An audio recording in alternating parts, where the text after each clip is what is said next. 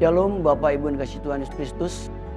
Hari ini tema renungan kita adalah makna penampakan Yesus.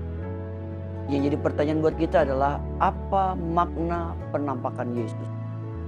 Yang pertama, membuktikan bahwa Yesus adalah Tuhan yang hidup. Kita baca dalam Kisah Para Rasul 1 ayat 3 yang berkata, kepada mereka ia menunjukkan dirinya setelah penderitaannya selesai. Dan dengan banyak tanda ia membuktikan bahwa ia hidup.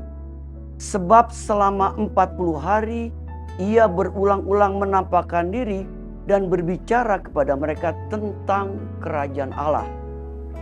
Jadi Kisah Para Rasul pasal pertama 3 berkata bahwa Yesus menampakkan diri selama 40 hari dan membuktikan bahwa dia adalah Tuhan yang hidup. Nah, Bapak Ibu saudara Tuhan, rupanya berita kebangkitan Yesus merupakan suatu berita yang menggemparkan. Kenapa? Karena ada beberapa teori yang coba menggagalkan tentang kebangkitan Yesus. Yang pertama, yaitu dikatakan Yesus tidak bangkit, tapi mayatnya dicuri oleh para murid. Bapak Ibu ingat kisah di Alkitab tentang dusta mahkamah agama yang mengatakan bahwa mayat Yesus itu dicuri oleh para murid. Yang kedua, Yesus tidak bangkit, itu hanya halusinasi para murid. Yesus tidak bangkit, itu hanya halusinasi para murid. Jadi karena para murid merasakan kehilangan gurunya, maka dikatakan mereka berhalusinasi berjumpa dengan gurunya. Lalu yang ketiga, Yesus tidak bangkit saat Yesus dalam keadaan sekarat digantikan oleh Yudas. Rupanya teori yang ketiga ini mengatakan bahwa Yesus itu tidak bangkit saat Yesus dalam keadaan sekarat digantikan oleh Yudas. Bapak Ibu perlu digarisbawahi, kalau Yesus tidak bangkit dan digantikan oleh Yudas, maka percuma kita nyanyikan lagu Rayakan Yesus Rayakan. Percuma iman kita kepada Kristus. Dan lagunya berubah jadi lagu Hey Jude, don't let me down. Itu lagunya Bapak Ibu. Lalu yang keempat, teori yang keempat yang berusaha menggagalkan peristiwa kebangkitan Yesus adalah yang mengatakan bahwa Yesus tidak bangkit karena hanya mati suri. Mana ada orang mati suri dari Jumat petang sampai Minggu pagi. Nah, berkaitan dengan ini Bapak Ibu Tuhan, ada seorang bernama Dr. Michael R. Licona.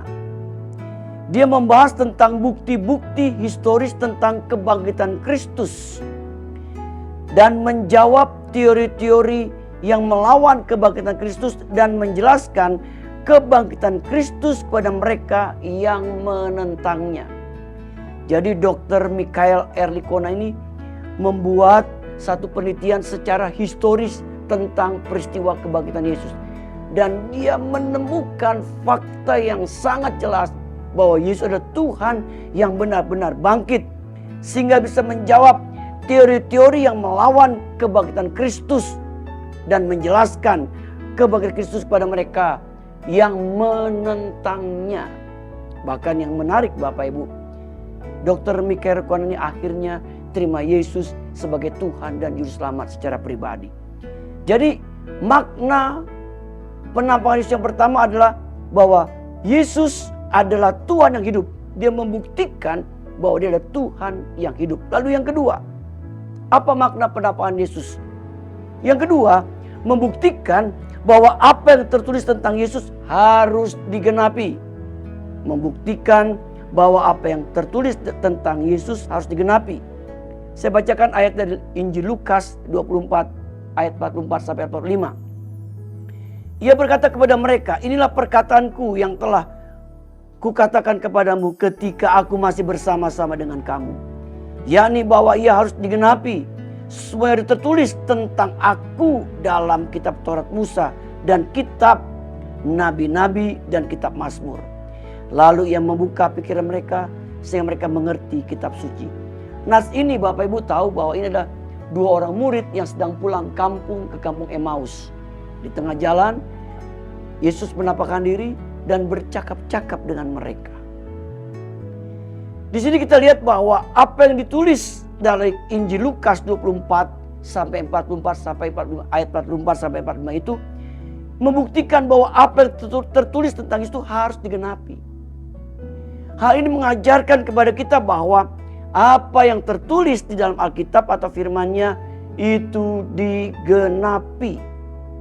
Di sini dibutuhkan hati yang percaya, trust.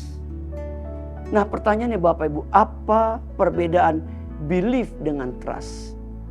Belief berarti percaya, tetapi percaya yang dimaksud di sini hanya percaya sekedar percaya, percaya sebatas pikiran atau nalar kita. Sedangkan trust adalah percaya tetapi memiliki dimensi yang lebih dalam dari sekedar percaya oleh nalar. Trust timbul akibat pengenalan akan Tuhan dan kedekatan hubungan serta ketergantungan kita secara pribadi dengan Allah dan Bapa Tuhan kita Yesus Kristus.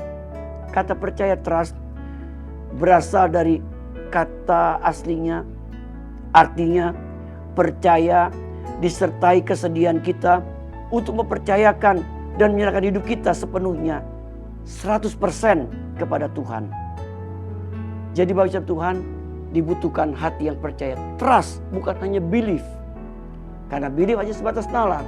Tapi trust artinya mempunyai kedekatan, hubungan yang erat, yang dekat dengan Tuhannya. Yang ketiga, yang terakhir.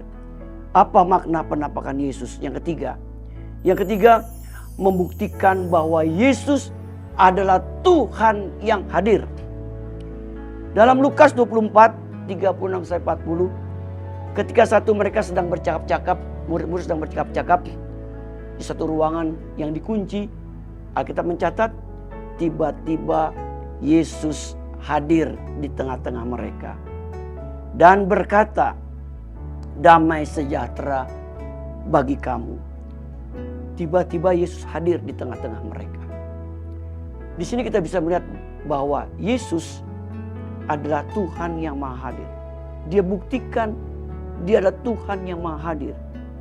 Nah, kita bersyukur Bapak Ibu Tuhan. Kehadiran Tuhan tidak dapat dibatasi oleh waktu, tempat ataupun jarak. Beda dengan kuasa gelap. Kuasa kegelapan itu dibatasi oleh wilayah teritorial. Sedangkan Tuhan tidak dapat dibatasi oleh apapun. Karena Dia adalah Tuhan yang maha hadir. Nah, kehadiran Tuhan itu mendatangkan damai sejahtera Bapak Ibu. Jadi kita bersyukur kalau kita dalam ibadah kita merasakan kehadiran Tuhan, itu mendatangkan damai sejahtera, sukacita. Bahkan kehadiran Tuhan itu dapat mendatangkan mujizat. Di mana Tuhan hadir, kita mencatat itu mendatangkan mujizat. Tuhan bisa membuat mujizat sampai hari ini. Dan mujizat yang terbesar adalah orang terima Yesus sebagai Tuhan dan Juru Selamat. Pribadinya, secara pribadi, dia terima Yesus sebagai Tuhan dan Juru Selamat secara pribadi. Sehingga inilah mujizat yang terbesar. Sebentar lagi kita akan merayakan hari kenaikan Yesus ke surga. Dan sebelum Yesus naik ke surga, Alkitab mencatat dia berulang-ulang kali menampakkan diri. Dan hari ini kita telah mendengar ada 3 makna penampakan Yesus yang kita bisa pelajari. Yang pertama, membuktikan Dia adalah Tuhan yang benar-benar bangkit hidup. Yang kedua adalah membuktikan firman-Nya digenapi. Yang ketiga, membuktikan Dia adalah Tuhan yang maha hadir. Biar renungan ini jadi berkat buat kita semua. Tuhan Yesus memberkati. Amin. Mari kita berdoa. Bapa di surga, kami sudah mendengar firman-Mu. Biar firman itu akan menuntun langkah hidup kami dan jadi rema dalam hidup kami. Terpujilah nama Tuhan kekal sampai selama-lamanya. Dalam nama Yesus Kristus kami bersyukur. Haleluya. Amin.